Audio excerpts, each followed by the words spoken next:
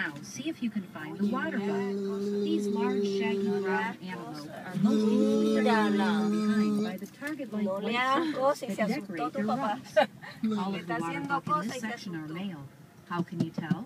The males, oh my God, he's tapping our roof. The males move up quite long and are crazy. And forward in a ladder shape. They have a strong, musky scent, which is given off by their oily hair. Oh my God, that's hilarious. Small herds in grassy, lightly wooded areas of Central Africa.